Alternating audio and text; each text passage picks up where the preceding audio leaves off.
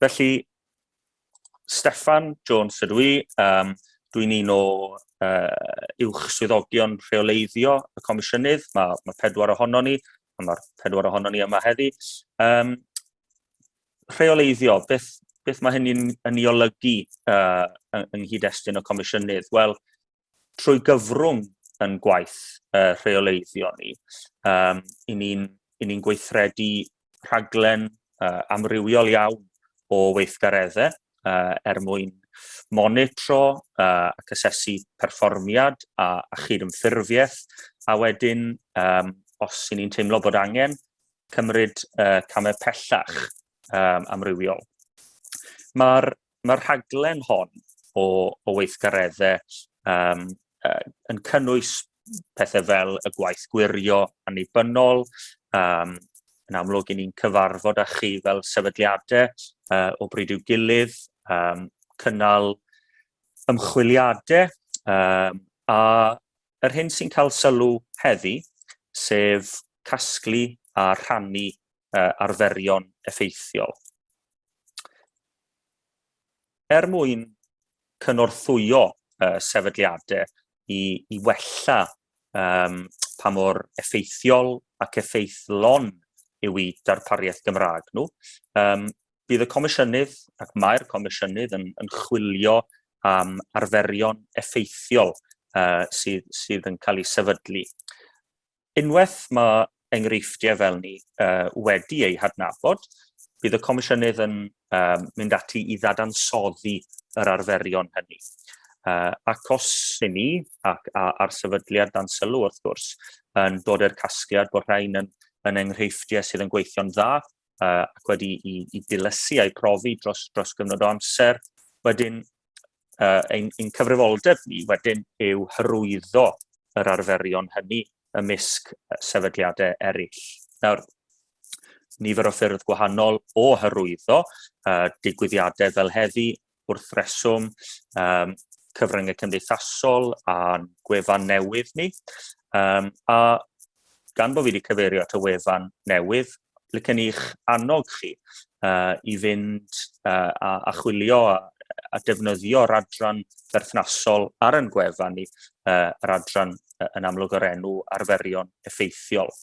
Ac yn yr adran honno, mae yna nifer o enghreifftiau gwahanol yn ymwneud â phynciau fel hunan reoleiddio, y gweithlu, darparu gwasanaethau mewn amryfal ffyrdd gwahanol, a wedyn hybu a hwyluso defnyddio'r Gymraeg. Un pwynt o'n i'n awyddus iawn i wneud ar y dechrau fel hyn. Pwrpas ein gwaith ni o ran arferion effeithiol yw adnabod yr elfennau hynny o fewn yr arferion ac o fewn yr enghreifftiau sydd yn drosglwyddadwy. Nawr, dwi'n gwybod bod hwnna'n swnio fel gair Comisiynydd esg tu hwnt. Yr hyn sydd dan sylw gydag arfer trosglwyddadwy ac elfennau trosglwyddadwy yw pa elfennau o fewn yr enghraifft dan sylw y byddai modd i sefydliad arall i mabwysiadu mwyn gwella'r ffordd y maen nhw'n cydymffurfio neu yn darparu i gwasanaethau. Yn anochel, fel gyda bron popeth arall sy'n mynd mlaen yn bywydau ni dros y 19 mis diwetha, y cyd-destun heddi i raddau helaeth yw Covid19. Camu ymlaen yw adroddiad sicrwydd diweddara y Comisiynydd, sef cyhoeddiad blynyddol sy'n rhoi barn y Comisiynydd ar y ffordd y mae sefydliadau yn gweithredu ac yn rhoi sylw i brofiadau defnyddwyr y Gymraeg. Ychydig yn wahanol eleni, fe wnaethon ni seilio yr adroddiad ar dystiolaeth gan sefydliadau i hunain am effaith y pandemig ar ei gallu nhw i ddarparu gwasanaethau Cymraeg ac arolwg cenedlaethol siaradwyr Cymraeg hefyd am eu profiadau o ddefnyddio'r gwasanaethau hyn. Mae'n deg dweud, yn sicr, fel i ni gyd yn gwybod, fe gyflwynodd Covid nifer fawr o heriau. a mae'n parhau i wneud hynny i raddau helaeth. Ond hefyd, fe roddodd y pandemig gyfle i'n sefydliadau cyhoeddus ni i ddarparu gwasanaethau mewn ffyrdd gwahanol ac arbrydiau arloesol.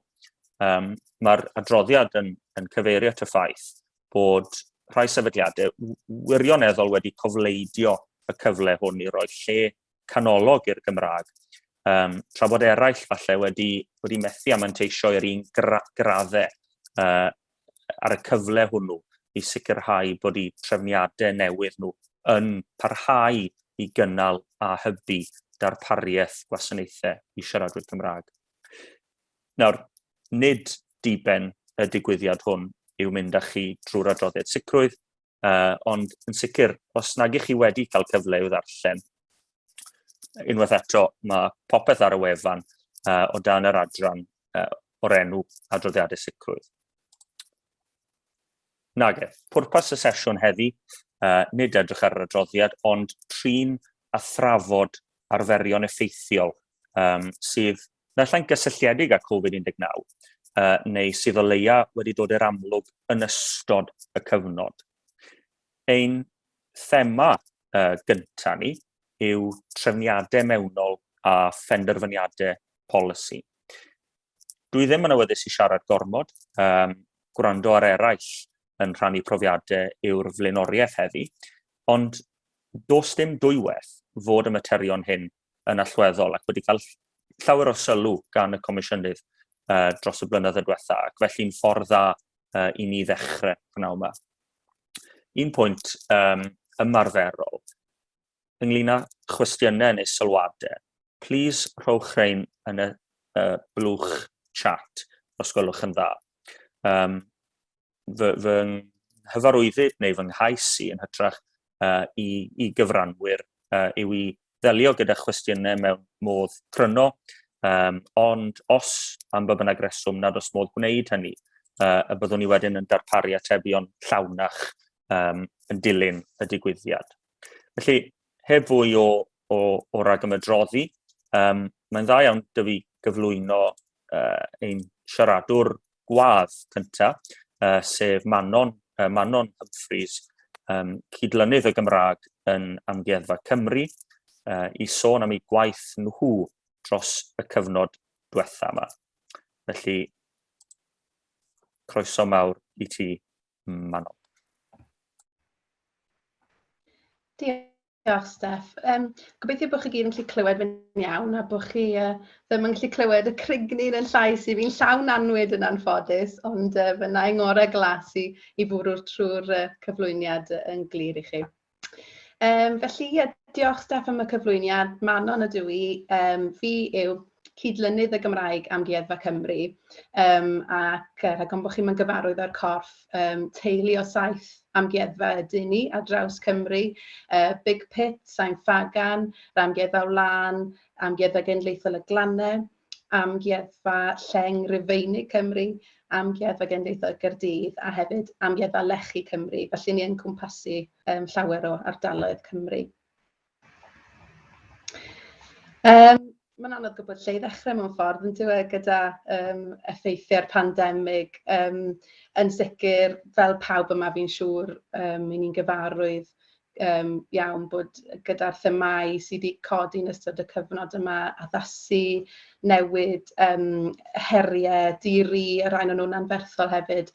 Ond fi'n meddwl, o fewn Amgueddfa Cymru, ni'n ffodus iawn bod ni wedi llwyddo i wreiddio'r safonau a yn polisi iaith ni yn y gwaith ni'n ei wneud cyn y pandemig. Felly pan ddoth yr argyfwng byd-eang, o'n i'n teimlo bod, mi oedd na sail gadarn i'r Gymraeg o fewn y corff, a mi nath y Gymraeg barhau i fod yn rhan anatod o'n penderfyniadau ni ac o'n gwaith ni wrth i ni wynebu'r her anferthol a ddoth ar ran y byd. Na i ddim mynd ar drywydd gormod o'r prosiectau eraill o'n i'n gweithio arnyn nhw, ond yn sgil y pandemig, mi wnaethon ni ddlwyddo i gynnal pethau fel arddangosfeydd torfol. Fe welwch chi fyna lun o gwilt gath i greu gan bobl ar draws Cymru, fi'n gweu ac yn crwsio sgwariau bach i roi mewn i gwyl tanferthol ar gyfer amgueddfa wlad Cymru ddiwedd y pandemig. Prosiectau hefyd fel Celf ar y Cyd gan gynnwys cylchgrawn celf digidol o'r enw Cynfas, a hefyd digwyddiadau fel yr un welwch chi ar y sgrin fan hyn sydd wedi dod yn boblogaidd iawn, sef yr amgueddfa dros nos o gatre, sydd newydd ennill gwobr y gweud y gwir fel digwyddiad digidol o fri. Mae hefyd digwyddiadau Nadolig dyn ni nawr sy'n ddigidol, tocynnau werth nawr os gael rhoi plug yn gyflym. Ond fel wedodd Steff, beth fi'n edrych ar benodol gyda chi bore yma yw penderfyniadau polisi ar safonau sydd yn y grŵp yma'n benodol. Steff, os gewn ni symud ymlaen i'r sleid nesaf, plis, diolch. Felly, llynedd fi'n meddwl nath Comisiynydd Iaith gyhoeddi dogfen gyngor ar hyn, ac mae'n faes fi'n meddwl sydd yn anodd i lot o gyrff gyhoeddus am lot o'r ysymau. Fi'n meddwl falle newn ni drio cyfro cwpl o'n nhw nawr. Ond yn sgil gyhoeddi'r ddogfen honno, o'n i'n teimlo bod angen creu canllaw a ffurflen benodol i amgueddfa Cymru i gynorthwyo yn cydweithwyr ni i gyd yn ffurfio ar safonau yma. Felly, yn fras, y broses i ni oedd bod cydlynydd y Gymraeg, sef y person oedd yn swyddi ar y pryd, yn drafftio canllaw a ffurflen syml ar gyfer y corff cyfan ac yn gweithio ar hwnna gyda y cyfarwyddwr sy'n gyfrifol am y Gymraeg. Felly, yn syth, chi'n gallu gweld bod yna fewnbwn gan ddoi haen, os licwch chi, o staff. Cafodd y drafftio yna i wneud, a wedyn gath y ddogfen fynd ger bron y grŵp monitro. So, grŵp monitro yw y grŵp o staff o bob amgueddfa ac o bob lefel ar yr amgueddfa sydd yn gyfrifol am fonitro cydymffurfiaeth ar safonau, sydd yn goruchwylio'r polisi iaith ac yn creu ac yn gweithredu cynllun gweithredu hefyd ar gyfer y Gymraeg ar draws amgueddfa Cymru. Felly mae'r grŵp monitro yna'n dod â lot o leisiau o'r corff at ei gilydd. Mae Gymraeg ac yn Saesneg, mae'n un i'w cyfieithu ar y pryd hefyd mwyn wneud siŵr bod ni lot o leisiau amrywiol mwyn cymrydwyo'r ddogfen honno. Yn dilyn hynny, gath y ddogfen i chyflwyno i dîm arwain yr amgueddfa, felly tîm o bobl sy'n reit ar y top sydd wedyn yn gallu ffrydio'r wybodaeth yna lawr i wahanol brosiectau ac adrannau. Ac wedyn cyhoeddi'r ddogfen ar y fewnrwyd, sef yn amlwg lle canolog, mae pob aelod o staff a mynediad ato fe wedyn. Diolch, Steff, os allwn ni'n i'r sleid nesaf. Dyna'r broses yn fras felly o lunio'r y canllaw a'r ffurflen. So, licen i roi blas i chi ar beth sydd yn y ffurflen ei hunan wedyn. Mae'n go syml, ychydig o llanllaw o gwestiynau sydd ac yn amlwg lle i ymhelaethu yn yr atebion hynny, achos fi'n meddwl bod ni'n ffeindio yn barod bod rhai penderfyniadau polisi yn eitha straightforward ac yn, chymod, chi'n gallu gweld beth yw'r camau yn glir a chi'n gallu gweld yr effeithiau, ac eraill yn fwy dyrys, mwy o haenau, mwy o bethau ystyried. Felly, diolch byth, mae'r ffurflen ei hunan yn syml, felly mae dyn ni strwythur eitha cadarn ar ei gyfer e. Felly, manylion allweddol, swyddog polisi, pwy yw'r person ni'n mynd i gysylltu sy'n gyfrifol am y polisi yma. Fi'n tybio ddeith hwn yn fwy perthol wrth i fwy o amser basio hefyd, a byddwn ni angen cyfeirio nôl falle ac addasu ac adolygu. Ond yn sicr, fi'n meddwl mae fe'n helpu lot i gael enw rhywun arno fe. Ac wrth gwrs, disgrifiad o'r polisi. Beth yw e, beth fydd yr effaith, pa gynulleidfawdd yr y polisi yma'n effeithio arnyn nhw. Wedyn, elfen sy'n bwysig i ni fel corff yw'r ymgynghori, achos i ni eisiau bod yn siŵr bod ni'n ymgynghori mor heleth a phosib ynghylch yn gwaith ni. Gallai hynny fod yn fewnol, wrth gwrs, neu weithiau mae fe'n mynd i fod yn ymgynghori allanol, falle bod yna arbenigwyr yn mynd i roed i barn hefyd. So, eto, mae yna sgôp fyna i lot o wahanol fathau o atebion, ond bob un o'n nhw'n ddilys yn ei ffordd. A wedyn cwestiwn anferth, sut mae'r polisi hwn yn effeithio ar y Gymraeg? Mae e'n gwestiwn helaeth, a fel o'n i'n gweud weithiau, fi'n meddwl mae fe'n eitha syml yr ateb, ond weithiau mewn fwy cymleth.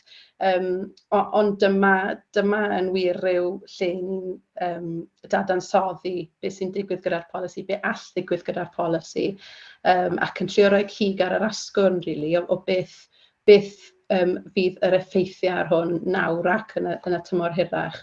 Wrth gwrs, i ni fan hyn hefyd yn trio plethu gyda'r gwaith Cymraeg 2050, a'r nodau hynny, cyllyn gweithredu y Gymraeg sydd gyda ni'n fewnol, a unrhyw gynlluniau perthnasol eraill wedyn ni'n cysylltu â nhw.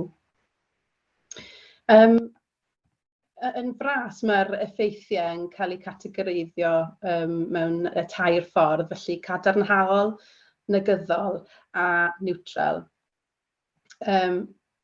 Os yw'r canlyniad yn gadarnhaol, yr effaith mae'n ddrwg gen i yn gadarnhaol, neu fydd y person yn gallu symud ymlaen at y cam nesaf yn y ffurflen yn syth. Ond os effeithiau negyddol neu niwtral, ar y pwynt yna mae angen i'r person sy'n llenwi'r ffurflen gysylltu â chydlynydd y Gymraeg a thrafod ymhellach. Ni wedi rhoi fan hyn bod ni'n gofyn i nhw nodi camau lliniaru, ond fi'n meddwl bod e'n rili bwysig bod ni'n gweud fan hyn mae un cam posib er mwyn lliniaru'r effaith yw dileu'r polisi'n gyfan gwbl. Mae rhaid bod hwnnw ar y bwrdd, fi'n meddwl, fel ymateb os ni'n ffindo bod yr effaith yn ni'n fesur yn mynd i fod yn negyddol. Diolch, Steff. Sleid nesaf, please. Diolch. Felly'r cwestiwn nesaf ar y ffurflen yw sut fyddwch chi'n parhau i fonitro'r effeithiau ar y Gymraeg tra bydd y polisi ar waith?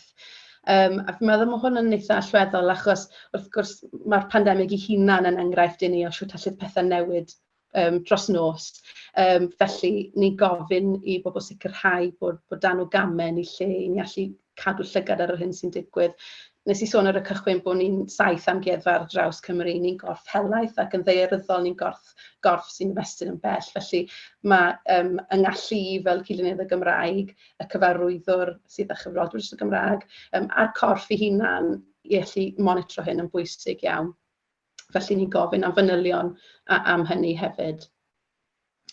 Yna eto rhywbeth syml falle, ond rhywbeth sydd hefyd yn rhoi statws i'r math yma o ffurflen fi'n meddwl yw gofyn am lofnodion. Yr aelod o staff a cydlynydd a'r dyddiad mwyn cael bod yn siŵr bod yna cydsyniad yn y ffurflen hefyd. A wedyn mae copi'n cael ei gadw ar glawr gan y cydlynydd iaith. Fel archif, felly, wel, fi'n gweud archif, ond maen nhw'n amlwg yn ddogfennau byw, achos bod ni'n dal i fonitro'r effeithiau, bod ni'n troi nôl at y dogfennau lle bod angen. A hefyd yn rhan, fi'n meddwl sy'n eitha pwysig o'r ffurflen yw cwestiynau asesu effaith mwyn helpu pobl ddechrau meddwl am beth yw ystyr effaith ar y Gymraeg. I ni gofyn i bawb sy'n neud penderfyniad polisi lenwi'r ffurflen hon, a gall hwnna wrth gwrs gynnwys pobl sydd ddim wedi gorfod mesur effaith fel hyn o'r blaen. Mae cydlynydd y Gymraeg wastad yna fel endid i gynghori ac i arwain rhywun trwy'r broses. Ond fi'n meddwl un o fanteision mawr y safonau yw bod wedi mynd ar Gymraeg o barth falle cynllunwyr iaith a swyddogion polisi tu hwnt i hynny i bob cornel o gorff cyhoeddus ac i ymwybyddiaeth pawb sy'n gweithio i gorff.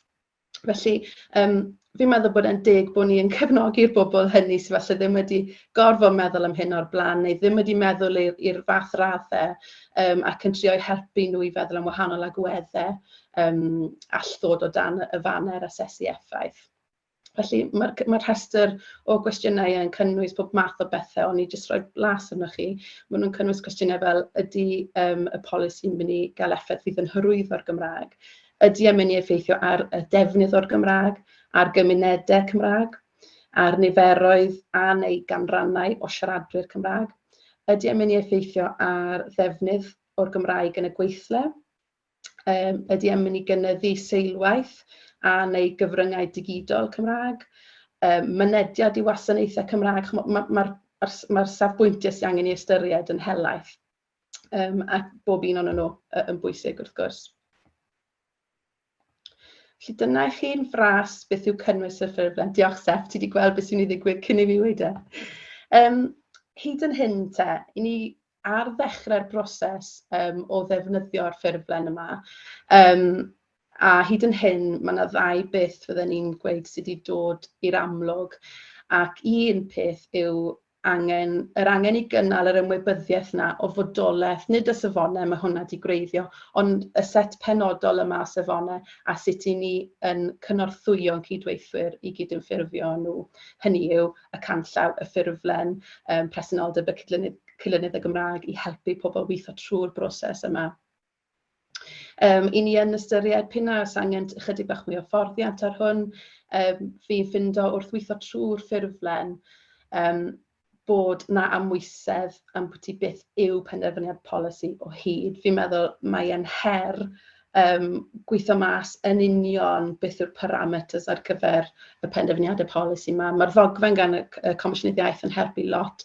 Yn enwedig fi wedi ffeindio mae yna atodiad ar ddiwedd y ddogfen sydd yn sôn yn benodol cylch 2 ydyn ni o ran y safonau. Felly mae yna baragraff penodol fyna sy'n helpu lot i weithio mas yn union pryd mae angen cymhwyso'r ffurflen yma i sefyllfa go iawn.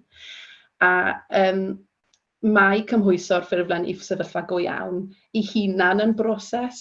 I ni'n ffindo, yn sicr ar y cychwyn fel hyn, wrth i ni ddechrau rhoi'r broses yma ar waith a defnyddio'r ffurflen yn ein gwaith ni. Mae sefyllfaoedd gwahanol yn gofyn am ddull gwahanol falle o ddefnyddio'r ffurflen. I roi enghraifft fras i chi, os i ni, gwedwch bod ni'n sôn am broses fawr fel strategaeth newydd, fi'n meddwl bod ni'n ffindo bod angen sawl ffurflen mewn sawl lle yn y broses honno. Enghraifft, bod angen ffurflen yn benodol ar gyfer yr ymgynghori falle, fel bod ni'n gallu gwneud yn siŵr bod y gwaith yna yn ystyried y Gymraeg o'r cychwyn hefyd. Falle un arall ar gyfer y tendro. I ni ffindo falle bod angen y lefel yna o ddefnydd mewn rhai cyd-destynau. Ar hyn o bryd, cyd-destynau heleth lle ni'n sôn am brosiectau mawr neu ddarnau mawr o waith. Felly dyna'r gwersi addysgwyr. Fi'n ymwybodol o'r amser, so na i drio palu mlaen yn gyflym. Y sleid olaf fi'n meddwl yw ffactorau trosglwyddadwy. So beth i ni'n teimlo fydde o gymorth i gyrff eraill wybod am y broses i ni wedi fynd trwyddo fe. Yn sicr bydden ni wedi rhoi ar y top gwerth y drafftio ar y cyd a chael y mewnbwn ag gan gydweithwyr. Fi'n meddwl y drafftio ar y cyd gyda'r cyfarwyddwr fel bod y 2 lefel yna fel yn ei sôn am yn hynt yn gweithio gyda'i gilydd, lefel y cydlynydd a lefel y cyfarwyddwr yn sicr yn bwysig. A wedyn y mewnbwn gan yn achos ni y grŵp monitro, oedd hwnna'n amhrisiadwy mwyn mireinio'r ffurflen a'r canllaw a dechrau codi'r ymwybyddiaeth o ddefnyddio'r ffurflen a meddwl am sut mae cymhwyso'r ffurflen i sefyllfa go iawn. I ni wedi ffindo bod cael ffurflen bwrpasol ar gyfer yr amgueddfa a'r canllawiau yma sydd yn cyfeirio'n benodol at yn gwaith ni yn bwysig a bod hwnnw'n byw eto fel o'n i'n gweud gynnau mewn man canolog ar y fewnrwyd yw gyda ni. Ond bod ni y cam...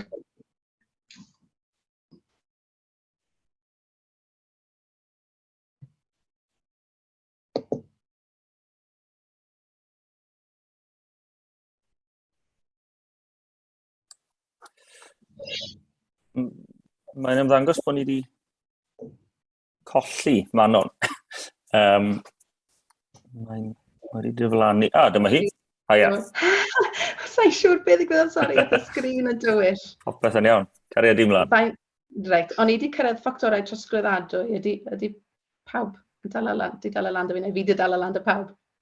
Gret. So, ffactorau trosglwyddadwy, fi'n meddwl o'n i'n sôn am ffurflen bwrpasol a cael y canllawiau mewn man canolog. Cam cyntaf i fi o weithredu set o'r safonau sy'n cyrraedd bron fel rhywbeth eitha abstract mae'n cyrraedd ni a mae rhaid i ni roi nhw ar waith. Mae gallu rhoi nhw yng nghyd-destun yn gwaith ni fel amgueddfa wedi bod yn bwysig i ni, fi'n meddwl. A wedyn cael yn ein hachos ni cydlynydd y Gymraeg fel swyddog sy'n cynghori ac yn cynorthwyo ac yn cadw cofnod. Fi'n meddwl bydde fe yn lot i aelodau staff sydd ddim yn gyfarwydd a mesur effaith falle, heb sôn am fesur effaith ar y Gymraeg, i allu wneud hynny heb lais sy'n gallu cynghori nhw ac arwain nhw trwy'r broses. Felly fi'n meddwl bod e'n bwysig bod yna angor yn y broses i gynorthwyo staff a chydweithio drwyddo fe. A hefyd, yn ôl at y cyfarwyddwr yn ei reoli ar ran y broses, y ddogfen ei hunan os licwch chi, bod yna lais ar y lefel uchel yna sy'n gallu tynnu sylw at yr angen, sy'n gallu atgoffa. Hefyd, mae'r cyfarwyddwr yn gallu cynghori yn yr un ffordd ar cydlynydd y Gymraeg mwyn neu siŵr bod y gwahanol effeithiau mae'n cael ei ystyried ar yr adegau cywir. A wedyn bod gobeithio y ffurflen yn ennill i fflwy ac yn neud ei gwaith.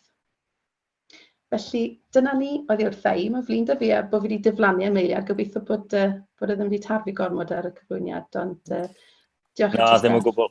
Diolch yn fawr iawn i ti. Gwerthfawrogi hwnna'n fawr iawn. I ni'n mynd i symud mlaen yn gyflym i'r ail thema prynawn yma, sef darparu gwasanaethau ar-lein. Yn yr adroddiad sicrwydd o'n i'n cyfeirio tro gynefach, ni'n tynnu sylw at y ffaith fod rhai sefydliadau wedi llwyddo i arloesi go iawn ac ymateb ar frys i reality newydd y pandemig a chyflwyno gwasanaethau newydd ar-lein yn Gymraeg yn gynnar yn ystod y cyfnod. A bod hyn am hwn yn dangos bod modd i sefydliadau ystyried y Gymraeg yn effeithiol ac yn llwyddiannus o'r cychwyn wrth roi prosiectau newydd ar waith. Gymaint ohono ni, os nad bron pob un ohono ni, wedi newid yn amlwg i gynnal cyfarfodydd bellach yn rhithiol, a nifer o sefydliadau wedi dod o hyd i ddatrysiadau technegol mwyn gallu parhau. Rhai oedd bynnag wedi adrodd am wahanol resymau nad oedd modd iddyn nhw addasu, ond i ni am glywed nawr gan ddau sefydliad, dau sydd yn gweithredu cynlluniau iaith yn anhebyg i'r amgueddfa a safonau, ond i ni'n mynd i glywed gan y ddau ynglŷn â'r profiadau nhw. Felly dwi'n falch iawn o gael croesawu Alison Dodds, rheolwr uned yr iaith Gymraeg o fewn yr adran gwaith a phensiynnau. Alison, diolch yn fawr iawn i ti o flaen llaw. Diolch Steff a prynawn da pawb. Ga'n gyntaf yn ddehiro ymlaen llaw os oedd yn dechrau pesychu. Mae siarad am amser hir yn gallu bod yn broblem ar hyn o bryd oherwydd y peswch sy'n gen ni. Ond dwi ddim wedi pesychu trwy'r bore, so gobeithio bydd popeth yn iawn, so croesi bysedd. Mae Steff wedi gofyn i mi rannu rhywfaint o wybodaeth gyda chi heddiw a beth mae'r adran gwaith y phensiynnau wedi ei gwneud wrth darparu gwasanaethau ar-lein yn y Gymraeg. Alison dwi, ac dwi'n arwain ar bopeth sy'n ymwneud â'r Gymraeg o fewn yr adran gwaith y phensiynnau, gan sicrhau bod yr adran yn cyd-ynffurfio yn cynlluniaeth ac yn darparu gwasanaethau Cymraeg. Mae gen i gyfrifoldeb cyffredinol hefyd am yr uned iaith sy'n darparu cyfieithiadau ar ran yr holl adran, yn ogystal â rhoi cefnogaeth i'n cydweithwyr sy'n cyflenwi gwasanaethau Cymraeg. Gai'r sleid nesaf, please. Wel, mae gan Covid cryn dipyd i ateb amdano, ond rhaid dweud mae rhywfaint o bethau positif wedi dod allan o'r pandemig. Gwnaeth yr adran weld galw eithriadol am ein gwasanaethau o ganlyniad i'r amgylchiadau heriol. Ac o ganlyniad i hyn, fel adran, gwnaeth o'n gyflwyno a dechrau gweithio ar nifer o wasanaethau ar-lein yn ystod y flwyddyn diwethaf. Roedd rai o'r gwasanaethau hyn oherwydd y pandemig, yr angen i gadw'r cyhoedd yn ddiogel a gallu delio â ni o'i cartrefi. Cafodd sawl gwasanaeth ei gyflwyno ar gyflymder. Yn flaenorol, byddai wedi cymryd misoedd i weithredu gwasanaethau ar-lein. Ond mae'r pandemig wedi galluogi ni i wneud pethau yn llawer gyflymach, rai o fewn wythnosau. Ac wir, mae hyn wedi bod yr un fath ar gyfer y Gymraeg. Mae'r adroddiad sicrwydd wedi nodi'n bennaf am y gwasanaeth gwneud cais am gredyd pensiwn ar-lein, a chafodd ei gyflwyno o fewn 4 wythnos. Ac nad oedd y Gymraeg ar gael union ar un pryd, cafodd ei gyflwyno toc ar ôl. Trwy gydol y gwaith gweithredu, roeddwn yn rhan o'r holl sgyrsiau a thrafodaeth am y gwasanaeth, yn trafod yr anghenion a sut i gefnogi nhw gyda'r cynnwys Cymraeg. Mor gynted ag oedd y cynnwys Saesneg wedi cael ei cytuno arno, roeddwn mewn sefyllfa i ddechrau weithio ar y Gymraeg.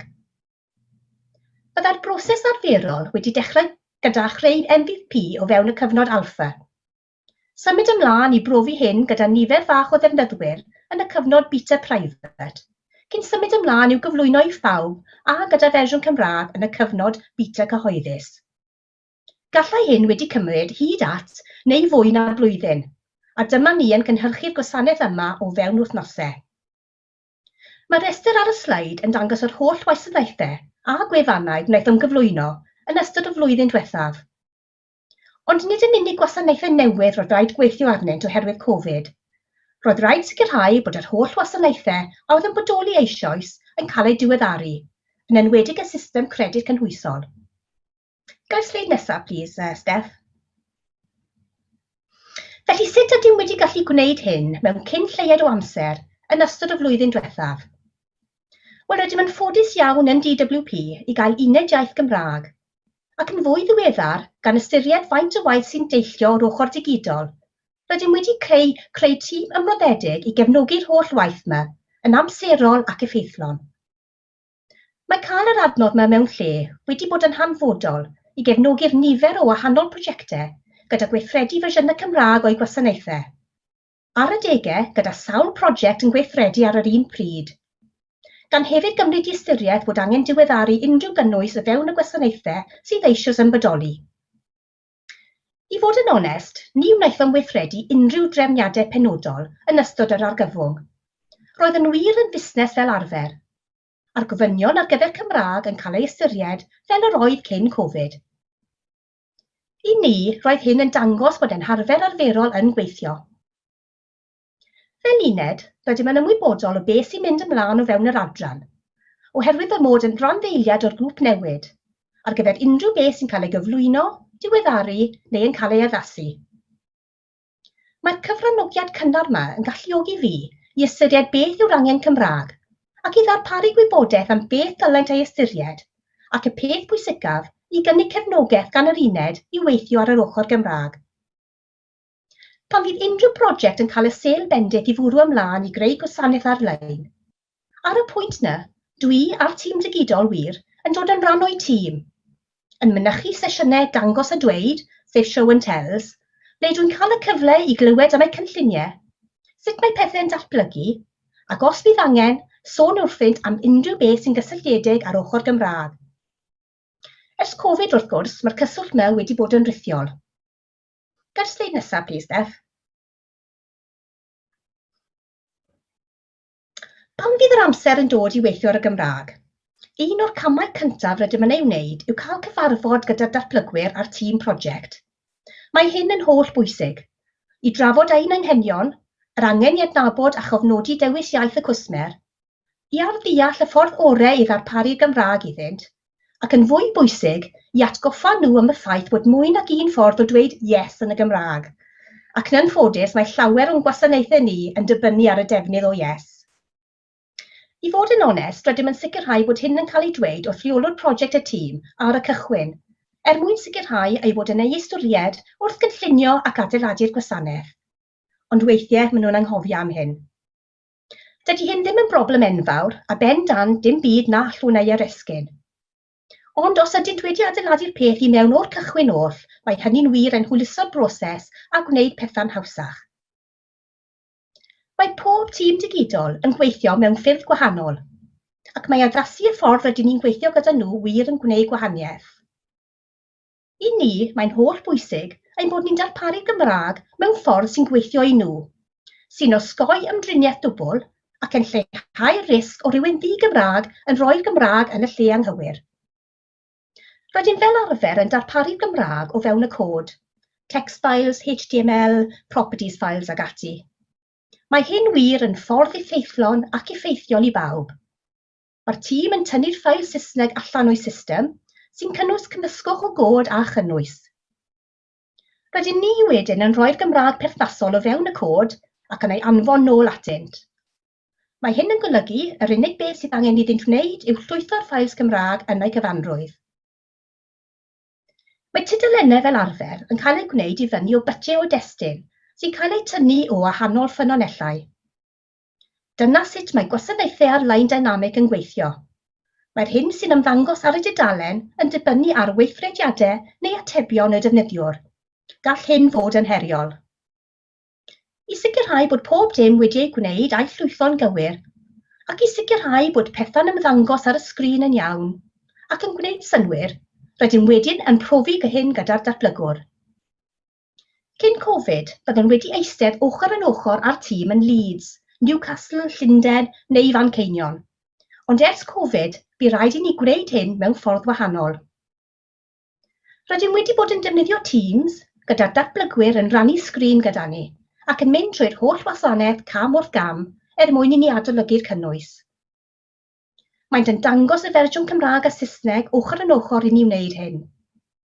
Yn fwy beichus, mae wedi gweithio'n iawn, ac i raddau wedi arfer cryn dipyn ar gostau teithio a chostau aros dros nos i'r adran.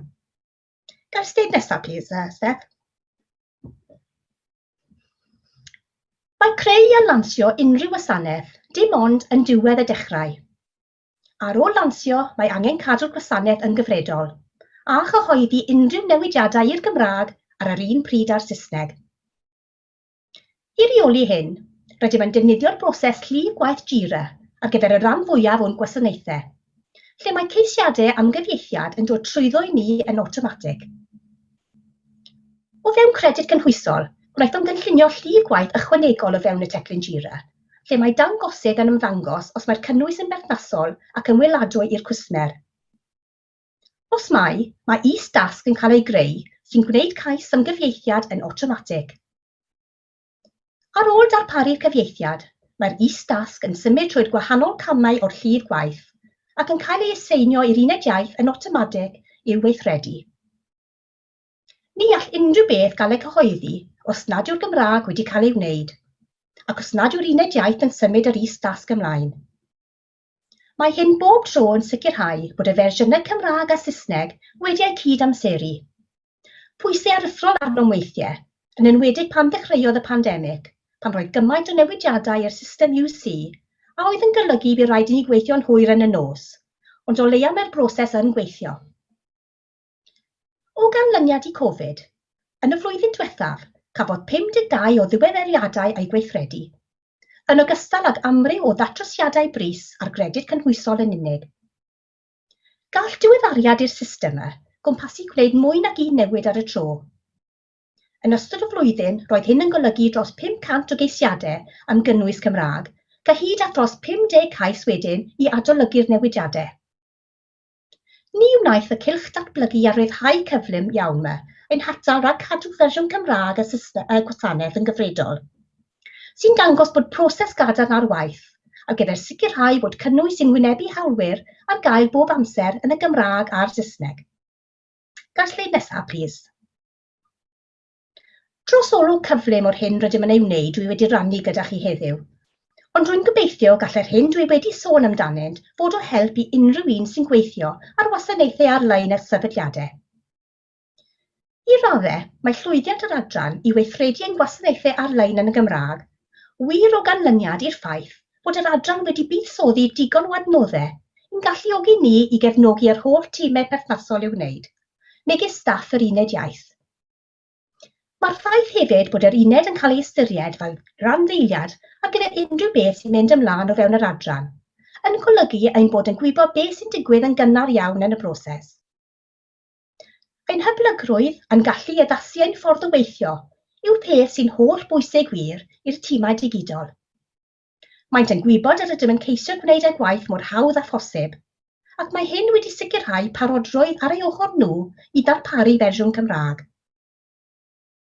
Mae'n holl bwysig hefyd i gytuno ar ffordd o ddiweddaru unrhyw gynnwys ar ôl i'r wasanaeth gael ei gyflwyno. Eto, mae hyn yn dibynnu ar y ffordd mae wahanol tîmau yn gweithio. Rydym yn rannu ein profiadau o sut mae hyn yn cael ei wneud gyda themau eraill a sut mae'n gweithio, ond ar ddiwedd y dydd rydym yn dilyn y trefn sy'n well gan y tîm berthnasol i'w dilyn. Ar sleid ola, plîs. Dwi wir yn ymwybodol fy mod wedi sôn am lawer yn ystod y cyflwyniad am yr hyn rydym yn ei wneud o fewn DWP.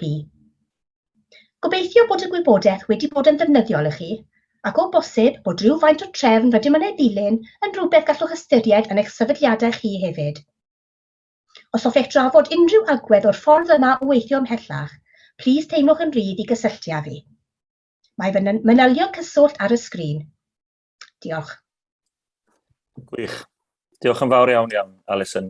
Gymaint o bwyntiau pwysig a diddorol iawn fyna. Dwi'n mynd i symud ni mlaen yn gyflym i'r siaradwr nesaf. John Clements sy'n ymuno â ni, uwch reolwr busnes y Gymraeg gyda chyllid a tholle. Croeso mawr i chi, John. Ar ôl i John siarad, byddwn ni'n arbrofi ychydig a cael sesiwn grŵp. Felly fe edrychwn ni mlaen at hynny, ond yn y cyfamser, hapus iawn i groesawu John o gyllid a tholle. Dyma ni. Diolch, John. Diolch, Steph, ac diolch Alison am Annan am cyflwyniad wych fyna. Nhw'n rili dda. Diolch am rhain. Wel, croeso i chi gyd i'r cyflwyniad gwasanaethau Cymraeg yn cyllid a tholle yn ystod y pandemig. Fel sy'n dangos ar gwael ar y sgrin fyna, enw fi yw John Clements ac dwi'n gweithio fel dirprwy i Lee Jones sy'n pennaeth gwasanaethau Cymraeg yn cyllid a thollau. Mae Lee methu bod yma heddiw, a felly falle tipyn bach anffodus i ti gyd, ond ti cael fi yn lle. Mae yna sawl sgrin i mynd trwy, ac Steph, os ti gallu symud i'r un nesaf, bydd hwnna'n gret. Diolch. Fel sy'n ar y sleid fyna, ni wedi cael gwasanaethau Cymraeg o ddwn cyllid a tholle am ryw 30 blynedd. Dwi wedi gweithio, bod yn teimlo, fi wedi bod yma am 30 blynedd weithio, dwi wedi bod yma am tua 5 blynedd. Yn y cyfnod hynna, mae pethau wedi tyfu ac tyfu, ac yn wedig yn y 2 blynedd diwethaf gyda Covid, mae sawl gwasanaethau ar-lein, tudalen wer a taflenni, wel, popeth wedi tyfu yn wedig yn y cyfnod Covid. Mae rhan fwyaf yna yn lawr i 2 prif tîm yn cyllid a tholle. Un yn y gogledd yn Porthmadog, mae'r tîm rhan fyna yn delio gyda cwsmeriad. Nhw'n delio gyda dros 30 wahanol llinellau o busnes, enghraifft, income treth, hunan asesiad, credit treth ac yn ymlaen, a nhw'n gwneud job wych am fyna. Ac wedyn mae yna tîm arall lawr yn Caerdydd, ni newydd cael swyddfa newydd yn canol y dre, ble mae yna tîm o cyfieithwyr, ac wedyn mae Bili ac rai ar ochr tîm yn gweithio gyda datblygwyr ar-lein i creu gwasanaethau ar-lein, a ni'n fath o one-stop shop i pob adran a'i wahanol o fewn cyllid a tholle i dod at ni a nhw gofyn cwestiynau fel pryd dyle pethau cael ei wneud yn Cymraeg a pam y pethau. Felly, cyn y pandemig, ro'n ni'n gweithio fwyafrif yn y swyddfa, ond nes ni wedi gwneud treial fach rhyw 2 neu 3 blynedd yn ôl, ble ro'n ni'n gweithio cwpl o diwrnodau adre, ac wedyn nes ni wneud o fel tîm, dwi'n meddwl am 2 neu 3 diwrnod pan roedd e'n bwrw eira. Ond amlwg gweithio adre am 2 neu 3 diwrnod yn hollol wahanol i cael cyfnod hir fel ni wedi wneud gyda Covid dros y blwyddyn o 2 diwetha. Steph, ti gallu symud ymlaen i'r sgrin nesaf, please?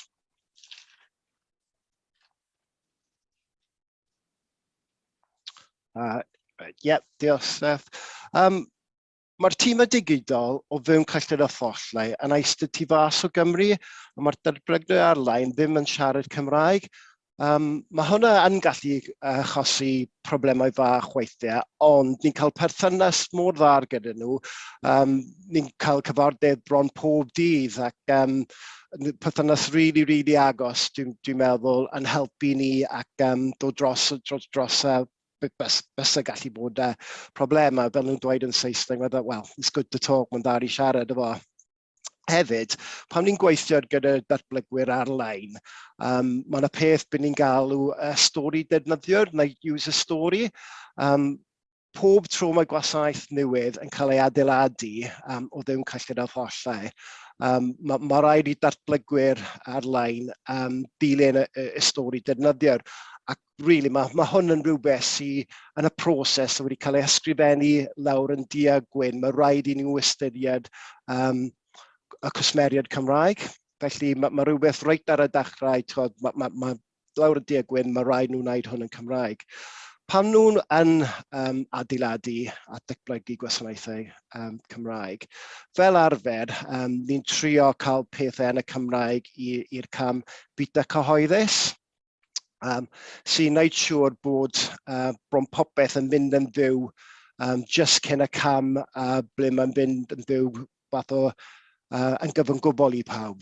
Mae yna ambell gwasanaeth ar-lein ble ni'n gwneud cyn, a mae hwnna os mae'n rhywbeth benedol i Cymru fel Income Trace Cymru y Welsh Rate of Income Tax ble ni'n reit ar y dechrau gyda hwnna. Ac mae prosesau rhaid yn cael ei dilyn yn pob achos. Os i gallu symud ymlaen i'r sgrin nesaf, please, Steph. Okay. Y gwasanaethau Cymraeg yn ystod y pandemig. Fel mae'n dweud gyda'r bullet point gyntaf yna, mae heriau, ro'n ni'n gallu gwneud popeth, busnes fel arfer, ro'n ni'n cario'r ymlaen gyda popeth. Roedd wahanol resymau ro'n ni'n gallu gwneud hwnna, fel ni'n dweud gynharach, cyn pandemig dod ro'n ni'n treulio gweithio adre. Roedd hwnna'n helpu, roedd rhaid ni yn gwneud addasu pethau tipyn bach ac roedd yna problem dda ro'n ni'n dod droso, roedd rai o'r tîm ddim yn gweithio'n gret ar y dechrau, ond ro'n ni'n sorto hwnna. Ac hefyd ro'n ni'n cael cynlluniau adfer busnes, ble roedd yna proses lawr, roedd pobl gallu dilyn unwaith eto, lawr yn du-a-gwyn ar papur a prosesau bod pawb yn dilyn, a roedd hwnna'n helpu ni bod ni'n cael pethau i dilyn yna, ac fel ni'n dweud, roedd yn busnes yn cario ymlaen fel arfer.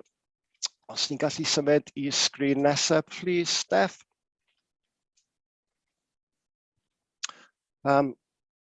Ar y sgrin diwethaf, ro'n ni'n sôn am, ro'n ni'n cario ymlaen, ro'n ni'n paratoi cario ymlaen, ac roedd popeth yn helpu ni'n gwneud hwnna. Ond roedd ni'n dod ar draws sawl heriau, terminoleg newydd. Dwi'n cofio bod, dwi ddim yn cyfieithydd fy hunain, ond dwi'n cofio bod yn cyfarfod gyda cyfieithydd ro'n nhw'n sôn am terminoleg newydd, ac roedd rhywun yn gofyn i fi, sa'n gwybod pan ro'n nhw'n gofyn i fi, ond roedd yn gofyn i fi beth oedd Covid yn Cymraeg. Roedd hi'n newydd clywed am Covid yn Saesneg, roedd dim syniad gen fi. Felly roedd pethau fel hynna. Roedd ni'n terminoleg, roedd pethau, falle roedd rai o ti'n cymryd fantais o'r cynllun hwn, ond bwyta allan i helpu allan.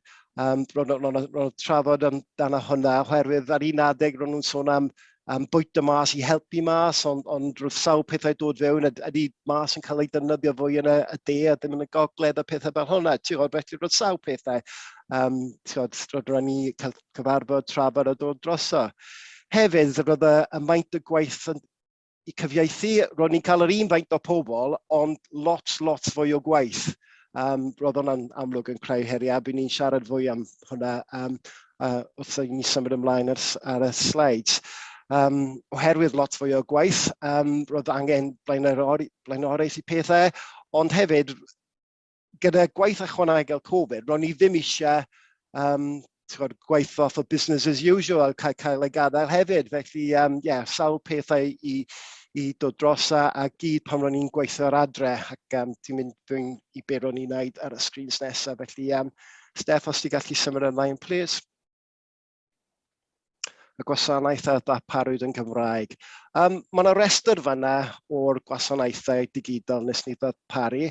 Sa'n mynd i darllen nhw gyd mas, ond just falle un o ddau o'r top. Fel ti gweld fanna, y cynllun cadw swyddi, neu y furlough scheme, ro'n ni'n galw yn Saesneg. Dwi'n siŵr mae pawb yn cytuno roedd rhaina y cynllun cadw swyddi yn rhywbeth roedd yn helpu cadw'r y wlad fynd, really. Roedd pobl angen arian i cadw fynd i roi bwyd ar y bwrdd i'r teulu. Yn y gorffennol, i adeiladu gwasanaeth ar-lein fel hwnna, roedd e'n cymryd falle 6 mis. Ro'n ni'n gweithio gyda datblygwyr ar-lein, roedd yna sawl proses, ac fy'n dweud ro'n yn cymryd 6 mis falle fwy, ond ro'n ni'n cael, wel, gallu dweud mae'n methu cymryd 6 mis, mae rhaid ni'n wneud o fewn wythnosau. Ac roedd hwnna'n challenge really fawr, ond roedd ni'n llwyddo i wneud, ac yr un peth wedyn gyda'r cynllun ardal i talu salwch ac ymlaen. Ac yes, byddwn ni'n dweud, sa'n mynd i dallu pob un mas fanna, ond os ti'n gallu symud ymlaen i'r sgrin nesaf, please, Steph.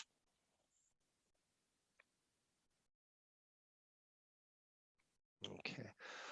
Fel o'n i'n dweud, roedd yna sawl gwasanaeth newydd roedd angen cael ei sefydlu cyn gyntig a phosib, ond roedd un faint o pobl gennym ni, felly roedd rhaid ni blaenori rai pethau. Ac un o'r pethau gyntaf roedd ni'n gwneud oedd y cynllun cymorthol incwm hunan cyflogaeth.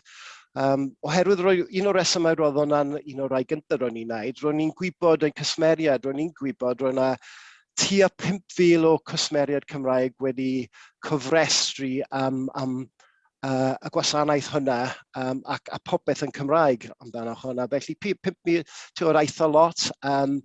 Eto roedd y gwasanaeth hwnna yn rhoi arian i pobl, felly cymryd pethau gyd at ei gilydd. Roedd un o'r pethau roedd angen wneud cyn gyntig e phosib, ac fel roedd ni'n dweud, roedd ni'n cael hwnna lan, gweithio gyda'r datblygwr a wneud o fewn wythnosau. Okay. Fan'na ar y gwaelod y sgrin, gyda ti gweld y logo roedd ni'n sôn am gynharach am bwyta allan i helpu allan. Gobeithio bydd rai o ti wedi mynd a cael bwyd a hanner pris gyda hwnna. Okay.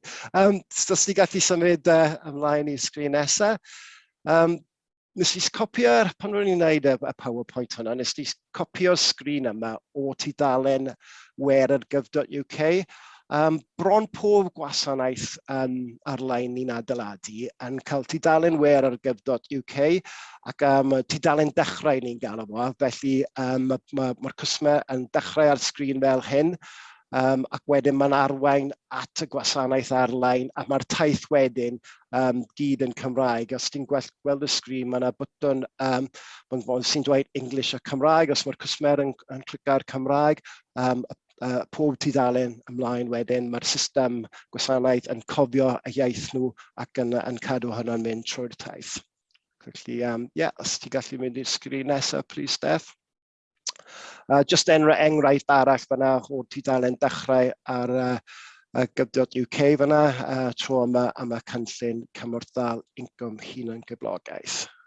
Yna, dau esiampl fan'na roedd ni eisiau dangos, ond os ti'n gallu symud ymlaen i'r sgrin nesaf, a sut y gwnaethon ni arddasu. Fel sôn yn gynharach, cyn y pandemig, roedd ni'n treulio gweithio adre, roedd ni'n gwneud am cyfnod bach yn eira, roedd twicsi pethau, ond oherwydd roedd ni'n paratoi, roedd hwnna'n help fawr. Ar yr un amser, gynharach roedd ni'n sôn roedd lot fwy o gwaith yn dod fewn, ac yr un faint o pobl, felly oedd o'n just amhosib i wneud popeth, felly roedd rai o'r gwaith a cyfieithu yn cael ei danfon mas i cwmni allanol. Gyda'r cwmni hwnna, so mynd i dweud enw'r cwmni yn fan hyn, ond gyda'r cwmni hwnna, roedd ni'n edrych fewn i pethau ac roedd nhw'n gallu derbyn ac danfon nôl y ffeiliau yn y fformat roedd ni'n defnyddio'r yn fewnol cyn hwnna, felly roedd hwnna'n help fawr i ni. Ac hefyd, y tîm ni ar Gwasanaeth Cymraeg, roedd ni'n gweithio'n hyblyg. Dwi'n cofio Sawl weithiau ro'n i'n gweithio rili gynnar yn y bore, hanhwyr yn y nos. Ro'n i'n gweithio go'r amser ac felly roedd pawb yn hyblyg ac bod yn grêt gyda gilydd, really. Diolch. Steph, os ti gallu fynd i'r cam nesaf, please. Popeth, ac fod fi'n dweud fy hunan, dwi'n meddwl nes ni'n gwneud job really dda. Roedd ni'n methu wneud popeth ar yr un amser ac gyda'r cynllun cadw swyddi, roedd lots o hwnna ro'n tudalennau wer, cefnogi peth roedd tudalen digidol, ond ro'n ni'n methu wneud popeth yn Cymraeg. Amdana un hwnna, roedd sawl resymau dros hwnna. Un o'n nhw, ro'n i'n cofio, ro'n i'n cael pethau cyfieithu fewn efo un diwrnod, ro'n nhw eisiau ddod nôl cyn gyntaf a phosib, ro'n i'n danfon yn ôl y diwrnod wedyn, ond wrth ni danfon yn ôl at datblygwyr ar-lein mynd i adeiladu yn Cymraeg, roedd pethau newid ac roedd yn just bron amhosib am wneud. Felly, ro'n i'n gwybod ro'n tua 320 o cwsmerion yn Cymraeg fyna, ac ro'n i'n meddwl, wel, sut ni'n gallu gwneud hwn os mae'n newid trwy'r amser. Felly, yn gweithio gyda'r swydd y tîm lan yn Porthmodog, ac ro'n i'n gwybod roedd mae'r gwsmeriad yna yn hoffi cysylltu ni ar y ffôn. Felly, roedd Porthmadog yn chwarae ran pwysig iawn ac roedd y cwsmeriad yn mynd i Porthmadog, siarad ac rhoi cais trwy ar y ffôn ac yn ffordd hwnna roedd nhw'n gwneud ar un ffordd, ar un amser dylwn ni dweud, ar cwsmeriad Saesneg. Ac os ti gallu symud ymlaen i'r sgrin nesaf, please. Dyma rai o'r stats fan hyn o Ebrill 20 lan mis Mawrth 21. Unwaith eto, jyst am wedi darllen popeth mas, ond fel yr ail bullet point fan'na, mae'n dweud bod ni wedi cyfieithu dros 2.4 miliwn o eiriau yn Cymraeg. Roedd hwnna'n bron trydydd fwy na ni byth wedi gwneud erioed, ac os ti'n meddwl roedd ni'n gwneud hwnna mewn cyfnod pandemig, gyd yn gweithio adre, dwi'n siŵr bod, mae farter yna o beth ni wedi gwneud fyna. Roedd yna pethau ro'n ni'n gwneud fel danfon e-bost pob pythefnos mas i roi gymorth i pobl. Roedd yna pethau ychwanegol ni'n gwneud roedd yna challenge fawr o gweithio adre. Ac os ti gallu symud ymlaen i'r sgrin nesaf, please, Steph. Dyna fo. Jyst i dweud diolch, really. Mae manylion cyswllt i fi fyna os unrhyw un eisiau cysylltu fi a unrhyw cwestiynau. Ond diolch ac unwaith eto, diolch Alison, Manon a Steph am popeth sydd wedi dod at nawr. Diolch pawb. Gwych. Diolch yn fawr, John. Arbennig o ddiddorol a llawer o wybodaeth a dwi'n siŵr bydd y mynychwyr a byddwn ni gyd wedi elwa cryn dipyn o gael clywed am brofiadau cyllid y tholler. Felly, ni'n mynd i symud mlaen nawr at thema rhif 3. Recrwtio sgiliau sydd dan sylw.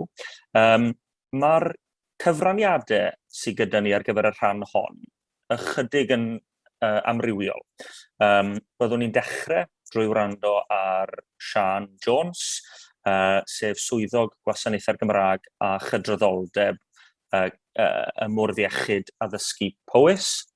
A bydd Sian yn sôn am y gwaith sydd wedi digwydd o fewn y sefydliad hwnnw i ddatblygu'r ffordd maen nhw'n ystyried ac asesu anghenion ieithyddol wrth recrwtio a materion yn gysylltiedig â'r broses yn gyffredinol. Wedyn byddwn ni'n cael cyfraniad ychydig bach yn wahanol gan Donna Lewis. Hapus iawn bod Donna'n gallu ymuno prynawn yma. Donna yw dirprwy brif weithredwr y ganolfan dysgu Cymraeg Genedlaethol sydd am drafod shwt ath y ganolfan ati yn ystod y pandemig i arloesi i gynnig rhagor o gyfleoedd i ddatblygu sgiliau Cymraeg y gweithlu. Fe ddechreuwn ni gyda Sian ac i gadarnhau ar ôl cyfraniad Donna, wedyn byddwn ni'n cael yn rhannu'n grwpiau, a fe na I sôn ychydig mwy am hynny bryd hynny. Ond Sian Jones o Fwrdd Iechyd Powys, croeso mawr iawn I ti. Diolch yn fawr, Steffan.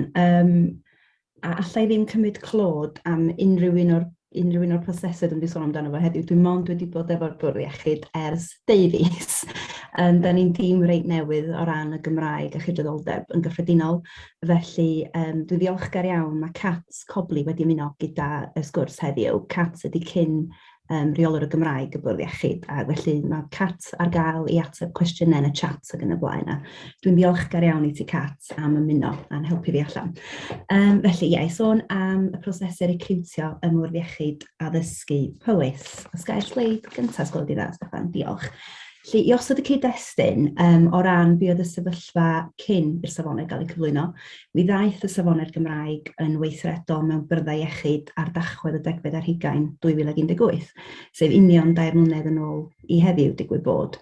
A'r sefyllfa ymhywys cyn hynny oedd mae dim ond ar gyfer cyfran fechan iawn o swyddi yr oedd swydd ddisgrifiadau ar gael yn y Gymraeg.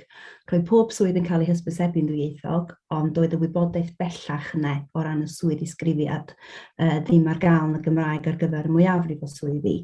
A doedd y chwaith ddim system ffurfiol mewn lle ar gyfer asesu sgiliau iaith. Felly roedd y 2 fater yma yn rhan o'r broses roedd y Bwrdd Iechyd yn awyddus iawn I gyd yn ffurfio nhw. Os gael sleid nesaf, please. Diolch. Dwi'n mynd i'n fynd I unrhyw fanylder ar y safonau. Dwi'n meddwl bod pawb sydd yma heddiw yn ymwybodol iawn o'r safonau, yn gwybod yn fatha Beibil bellach, dwi'n siŵr.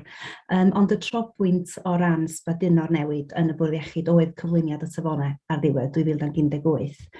A sut oedd y Bwrdd Iechyd yn mynd I gyd yn ffurfio I gael pob swydd ddisgrifiad ar gael yn y Gymraeg a'r Saesneg, ac sut y byddai sgiliau iaith yn cael ei asesu fel mater o gyfryw.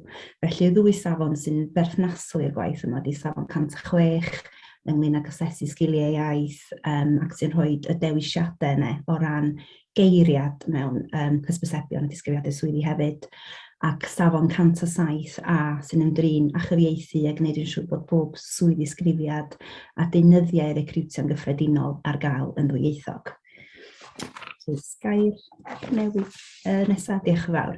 Felly o ran y broses a wnaethpwyd o fewn y Bwrdd Iechyd, y cam cyntaf oedd sefydlu grŵp lliwio I edrych ar y prosesau recriwtio. Mae rheolwr y Gymraeg ar y pryd Cat hi nath hwyluso'r broses yma I gyd, trwy gael pawb at ei gilydd o gyfarwyddiaethau gwahanol o fewn y Bwrdd Iechyd yn cynnwys rheolwr y Gymraeg, y tîm sydd yn arwain ar werthuso swyddi a hefyd aelodau eraill o staff o fewn y gyfarwyddiaeth gweithlu a datblygiad sefydliadol.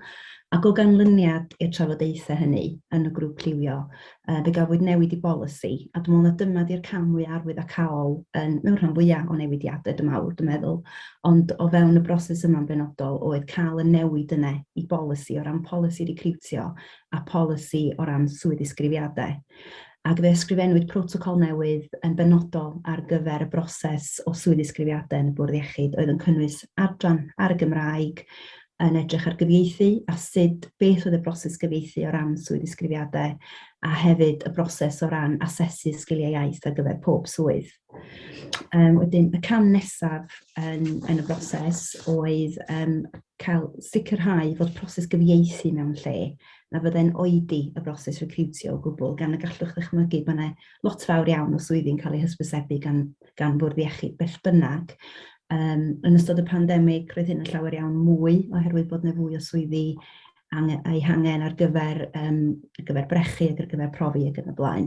Felly roedd hi'n holl bwysig bod unrhyw broses oedd yn cael ei rhoi mewn lle ddim yn oedi y broses recriwtio o gwbl. Ac ar y pryd, doedd gan y Bwrdd Iechyd ddim cyfieithydd mewnol. Mae gennym ni bellach, mae Carys wedi cychwyn efo ni hefyd dechrau Hydref, ond ar y pryd doedd dim cyfieithydd mewnol yn Bwrdd Iechyd. Felly fe gafwyd cytundeb gyda chwmni allanol I gyfieithu swydd ddisgrifiadau yn benodol, a mae'r cytundeb hwnnw'n dal I fynd heddiw. Felly mae hynny'n gwneud siŵr bod swydd ddisgrifiadau yn cael ei blaenoriaethu, pan maen nhw'n cael ei anfon draw, maen nhw'n cael ei blaenoriaethu, maen nhw'n dod nôl cyn gyntaf â phosib, heb oedi'r broses recriwtio o gwbl. Y cam nesaf yn rhyw fath o siart tabl sydd gen i ar y sgrin ydy bod yna un gyfarwyddiaeth yn benodol wedi penderfynu fel rhan o'r broses yma i safoni holl disgrifiadau swydd yr adran, y gyfarwyddiaeth therapiau a gwyddorau iechyd.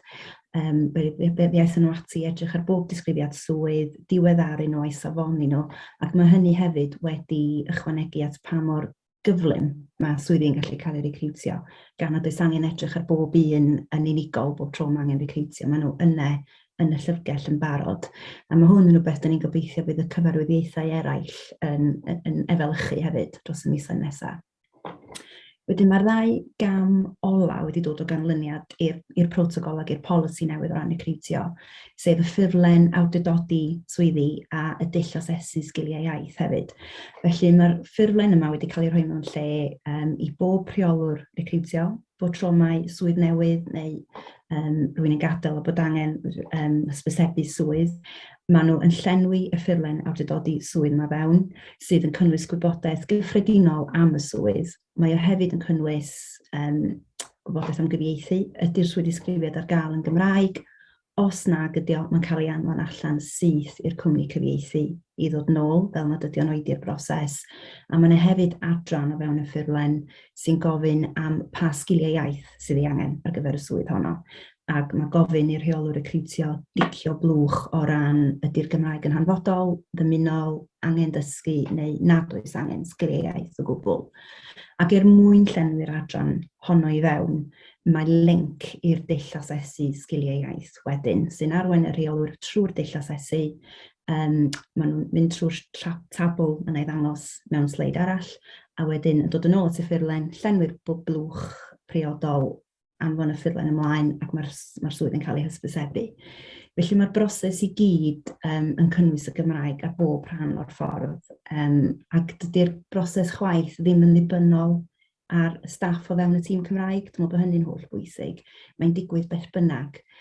Dio ddim yn rhywbeth da ni'n gorfod i fonitro'n aml. Mae o'n digwydd, mae tîm gwerthuso swyddi y Bwrdd Iechyd wedi cymryd y cyfrifoldeb dros hwn yn gyfan gwbl, sydd yn wych, ac felly mae'n digwydd heb bod aelod y tîm Gymraeg yn gofod bod yn rhan ohono.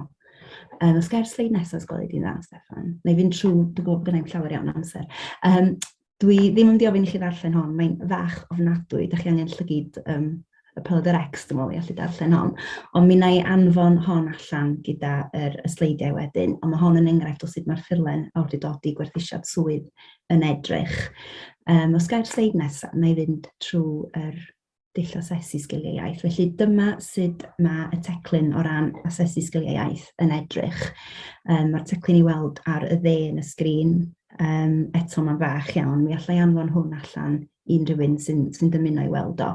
Ond mae gofyn i reolwyr ystyried tair elfen wrth ystyried pa sgiliau Cymraeg sydd ei angen ar gyfer swyddi. Yn gyntaf, faint o gyswllt gyda cyhoedd neu gyda chleifion fydd gan y swydd. Ydy rôl yn un arbenigol neu oes prinder yn yr arbenigedd yma eisoes gan fod hynny'n gallu effeithio ar recriwtio'n gyffredinol.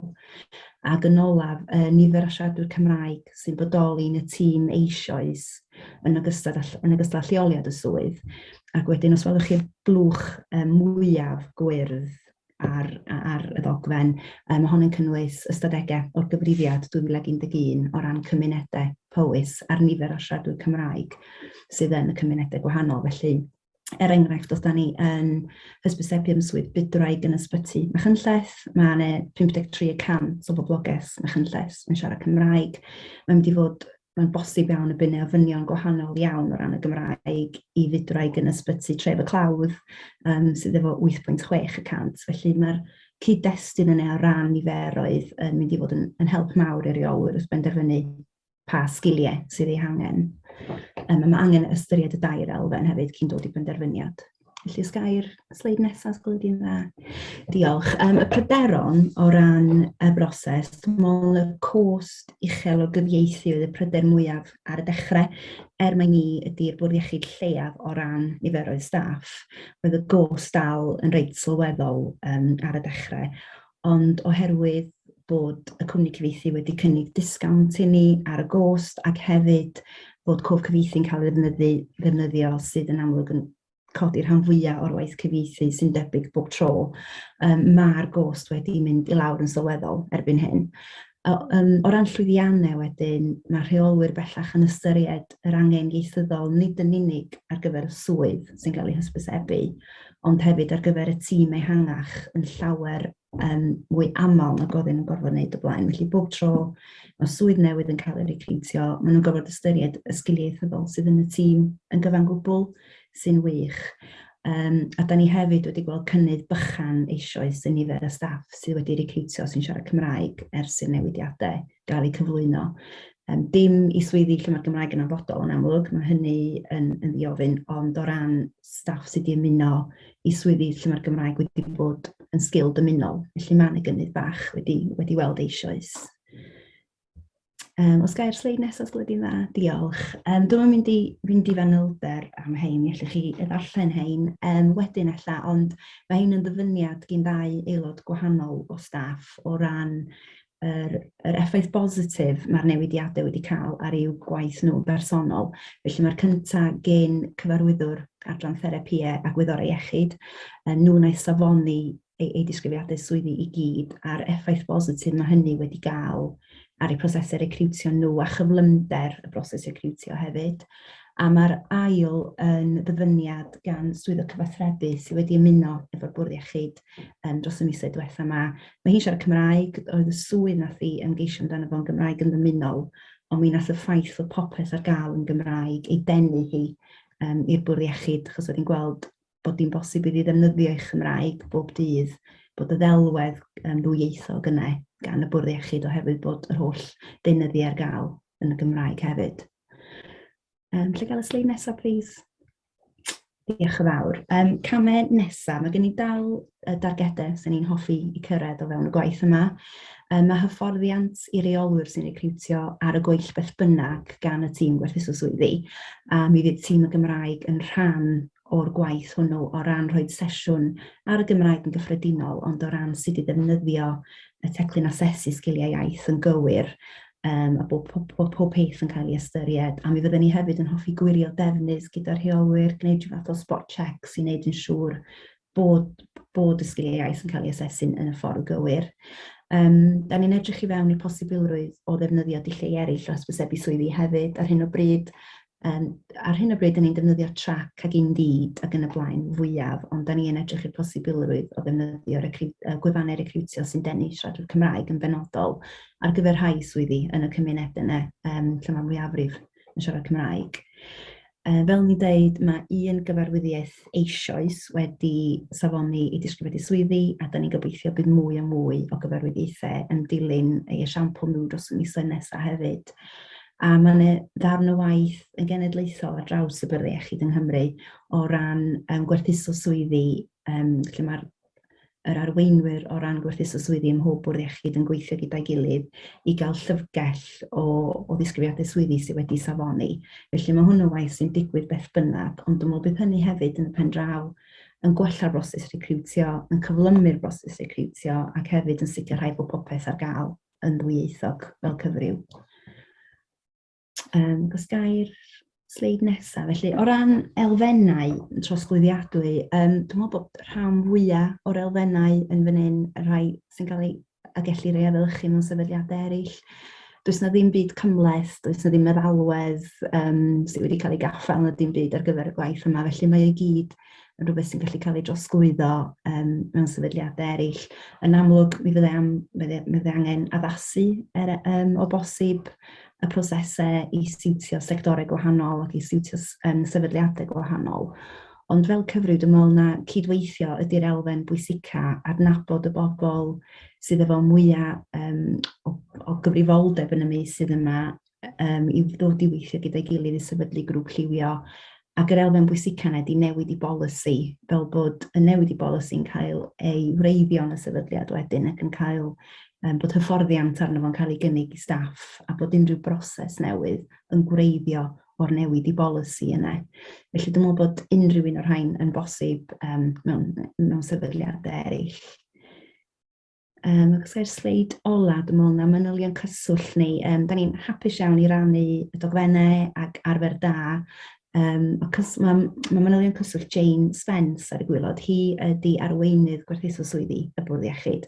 Ac roedd hi'n gobeithio bod yma heddiw, oedd eisiau gwneud y sesiwn ei hun, ond mae ar wyliau'n anffodus. Felly mae hi'n barod iawn i drafod efo uned swyddogion y Gymraeg neu efo tîmau recriwtio yn uniongyrchol mewn sefydliadau eraill i rannu arfer da ac i weithio trwy'r broses yma gyda unrhyw un arall sy'n dymuno gwneud hynny. Ond cysylltwch os ydych chi eisiau mwy o wybodaeth, mae cyfeiriad e-bost tîm cydraddoldeb ar Gymraeg ar y sleid hefyd. Diolch yn fawr. Gwych. Diolch Sian, gwerthfawrogi'n fawr. Mae'n dda clywed bod na ddatblygiad a bod na gynnydd hyd yn oed os yw'n gynnydd bychan o ran recriwtio siaradwyr Cymraeg a bod hi'n hawdd yn eich tîm chi fod yn trosglwyddo arferion o un sefydliad i'r llall. Felly, dyna'n union sydd dan sylw heddi, felly falch iawn i glywed hynny. I ni'n mynd i symud ymlaen nawr at Donna Lewis, fel o'n i'n cyfeirio'n gynharach, dy'r brif weithredwr y Ganolfan Dysgu Cymraeg genedlaethol yw Donna, a mae'n gret dy gael di yma, ac felly croeso mawr i ti, a na i drosglwyddo yr awennau i ti. Diolch yn fawr, diolch Steffan, a helo pawb, a diolch am y cyfle i ymuno efo chi heddiw. Mae themau heddiw yn does, felly dwi hefyd yn mynd i ymddiheuro os ydy fy llais i hefyd yn mynd yn ystod y sgwrs, ond cawn ni weld. Felly, i roi ychydig o gefndir i chi ar y dechrau, sefydlwyd y Ganolfan yn 2016 a'r nod oedd rhoi'r arweiniad strategol i'r sector dysgu Cymraeg i oedolion. Mae gennym ni bellach 11 darparwr ar draws Cymru sy'n cynnig cyrsiau dysgu Cymraeg yn y gymuned yn bennaf i oddeutu 13,000 o ddysgwyr yn flynyddol. Yn 2017, sefydlwyd cynllun Cymraeg gwaith, cynllun sy'n darparu cyfleoedd hyblyg i gyflogwyr fanteisio ar hyfforddiant dysgu Cymraeg, mwyn ymestyn defnydd o'r Gymraeg yn y gweithle yn benodol. Mae'r cynllun bellach wedi gweithio gyda tua 1,500 o gyflogwyr ac wedi darparu 25,000 o weithgareddau dysgu i 15,000 o ddysgwyr drwy gweithluoedd. Ac heddiw, yma ydw i'n benodol i drafod cynllun Cymraeg gwaith ac effaith Covid ar y cynllun. Sori, Steffan, na i roed y nod i ti, felly, ni ar sleid rhif 3 bellach, sori, Steffan.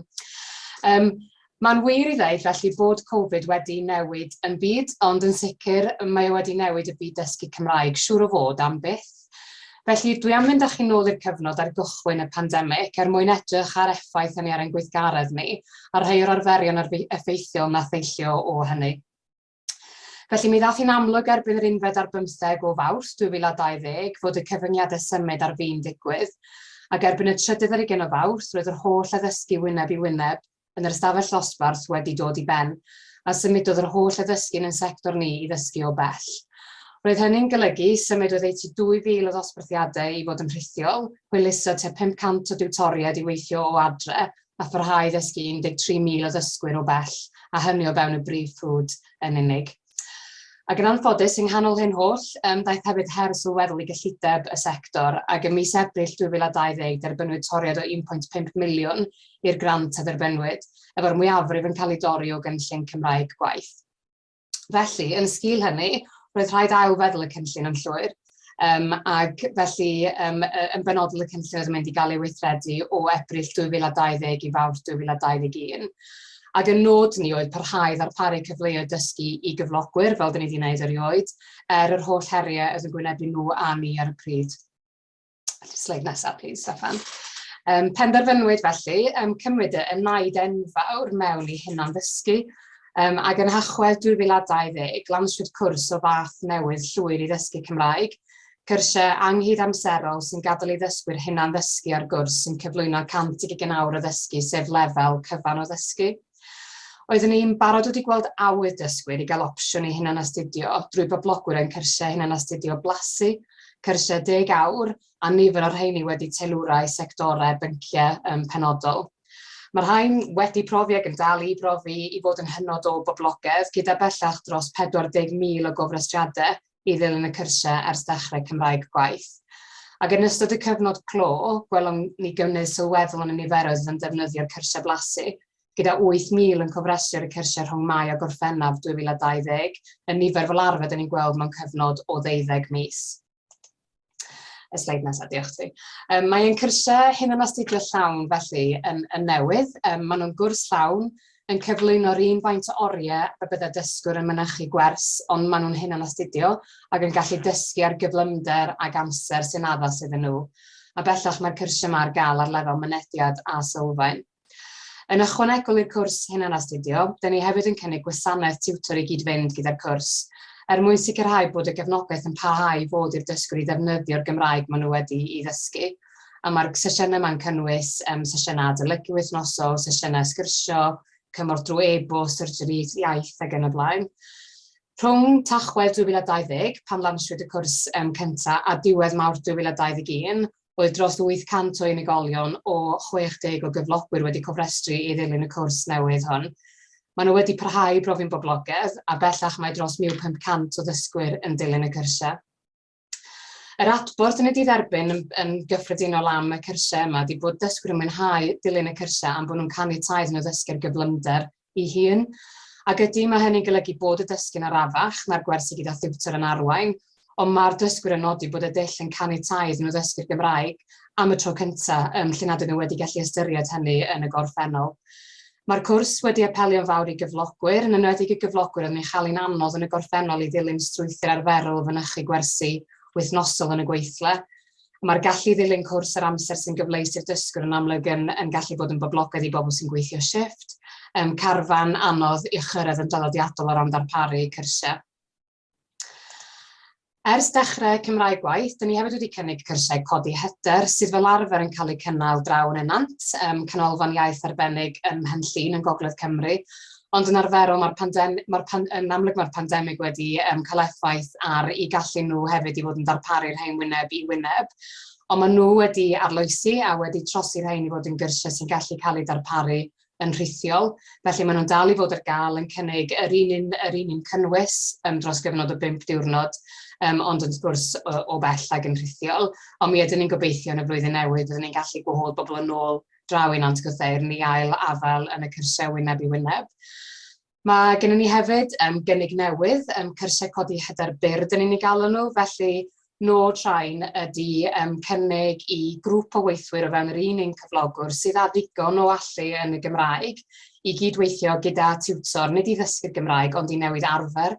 Felly'r nod ydy bod newid mewn agwedd, newid mewn hyder ac yn y blaen, fel bod y grŵp yn gallu defnyddio'r Gymraeg gyda'i gilydd ag yn y gweithle. Felly'r cwestiwn oedd, beth oedd yr effaith arna ni fel sector, be oedd effaith Covid arna ni fel sector? Wel, yn syml, mae gennym ni bellach mwy o ddewis i ddysgwyr a mwy o gyflogwyr yn cymryd rhan yng nghynllun Cymraeg gwaith nag erioed. Roedd amheuon ar ddechrau'r pandemig na fydde'r cyflogwyr yn parhau fanteisio ar y cynllun Cymraeg gwaith, a dyma oedd y dadl dros torri'r cyllid nôl yn Ebrill 2020. Ond mae'r gwrthwyneb wedi cael ei brofi, dwi'n credu, mae mwy o gyflogwyr nag erioed yn ymgysylltu, gyda 400 o gyflogwyr yn cymryd rhan yn y cynllun ers Mawrth 2021, 400 o gyflogwyr newydd yn cymryd rhan yn y cynllun, y mwyaf erioed. Mae mwy o ddysgwyr nag erioed yn manteisio ar y cyrsiau blasu 10 awr, a nifer uchel, fel ni'n adrodd, yn dilyn yn cyrsiau hunan astudio ni hefyd. Mae'r ganolfan bellach yn gyhoeddi'r ystadegau swyddogol, a mae hynny'n yn golygu bod ni yn cyhoeddi'n data yn flynyddol yn mis Mawrth bob blwyddyn. A fel ydych chi'n gweld o'r siart, dyn ni bellach wedi cyhoeddi data 2019-2020, a mae twf eitha sylweddol yn y niferoedd ar gyfer y flwyddyn hon, efo cynnydd o 32% yn dysgu Cymraeg rhwng 2018-19 a 2019-20. Yn gobeith ni wrth gwrs wedi parhau ddenu mwy a mwy o ddysgwyr at ein gwasanaethau ni. Felly be am y dyfodol? Erbyn Mawrth 2021, gathon ni newyddion da iawn, sef bod cyllideb Cymraeg gwaith yn cael ei adfer i'r lefel blaenorol. Ac felly o Ebrill 2021, mae modd unwaith eto i'r ganolfan gynnig amrywiaeth eang o gyrsiau i gyflogwyr, a gellu dadlau bod yr ystod yma wedi gryfhau yn sgil y pandemig sy'n ganlyniad ychydig yn od i'r hyn sydd wedi bod yn amser anodd iawn i bawb wrth gwrs. Mae gennym ni felly yn ystod llawn o ddewisiadau i'r cyflogwyr unwaith eto, sy'n cynnwys dysgu rhithiol gyda tiwtor yn dilyn y modelau dwys a gynigwyd cyn y pandemig, y cyrsiau codi hyder byr sydd yn newydd fel oeddwn ni'n sôn, y cyrsiau blasu, y cyrsiau preswyl ag y cyrsiau hunan astudio.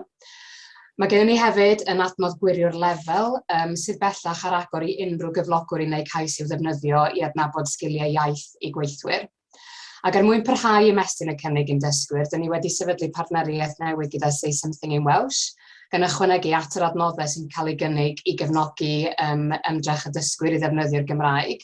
Mae Say Something in Welsh, di'r rhain o'ch chi sydd ddim yn gwybod, yn canolbwyntio yn benodol ar elfen llafar o ddysgu'r Gymraeg. A byddwn ni'n rhoi mynediad i 2,000 o dysgwyr i'r app yma yn ystod y flwyddyn. Yn ddiweddar hefyd, mae'r ganolfan wedi cymryd cyfrifoldeb dros gwrs Cymraeg Duolingo, sydd yn amlwg yn gam mawr ymlaen, ac yn ymestyn yn cyrhaeddiad ni mewn gwirionedd i'r gynulleidfa o 500,000 sydd ganddyn nhw yn dilyn y cwrs Duolingo bellach.